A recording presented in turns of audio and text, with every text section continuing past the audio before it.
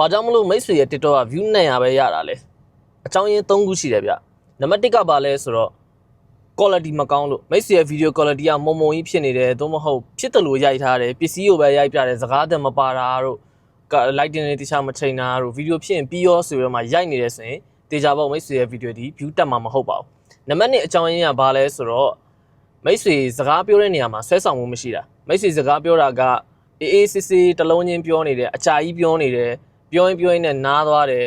ဟိုစကားပြောတာစာချက်တယ်လို့ဖြစ်နေတယ်ဒါဆိုရင်လည်းမိတ်ဆွေရဲ့ video က view တွေအရင်တိုးမှာမဟုတ်ပါဘူးအဲ့တိုင်းပဲရက်နေလိမ့်မယ်မိတ်ဆွေစဉ်းစားကြည့်ပေါ့လေကို video ကိုပြန်ကြည့်ပြီးတော့မှမိတ်ဆွေကြိုက်နေတတ်တဲ့ video ထဲမှာကို video ကိုကြိုက်လားပေါ့လေတခြားကိုကြိုက်တဲ့ video တွေ follow လုပ်တဲ့ video တွေနဲ့ကို video တွေဘာကွာလဲစကားပြောတဲ့နေရာမှာဘယ်လိုကွာလဲအနည်းချုပ်ပြီးပြောရမယ်ဆိုရင်စကားပြောတာဆွဲဆောင်မှုမရှိဘူးဆိုရင်လည်း view တက်မှာမဟုတ်ပါဘူးနောက်ဆုံးတစ်ချက်ကဘာလဲဆိုတော့ hook မကောင်းတာမိတ်ဆွေရဲ့ video ဒီတိုင်းပဲစားတယ်အားလုံးပဲမင်္ဂလာပါဒီ video ကနေကြိုဆိုပါတယ်အဲ့လိုစားနေတဲ့မိတ်ဆွေရဲ့ video ဒီလုံးဝပေါက်မှာမဟုတ်ပါဘူး view လည်းတက်မှာမဟုတ်ပါဘူး video အစဆုံးမှာကျွန်တော်ဒီ hook တစ်ခုဖန်တီးဖို့အတွက်အရန်ရေးကြည့်ပါတယ်ဆိုတော့ဒီ3ခုတွေကမိတ်ဆွေဘယ်အားလုံးမိနေလဲကောင်းမှရေးခဲ့ပေးပါအကယ်လို့ဒီ video ကြည့်နေတဲ့မိတ်ဆွေက TikTok မှာအခုမှစပြီးတော့မှ video လုပ်ချင်တယ် TikTok marketing ကိုအခြေခံနေစပြီးတော့မှလေ့လာချင်တယ်ဆိုရင်တော့မကြခင်မှာလုပ်မဲ့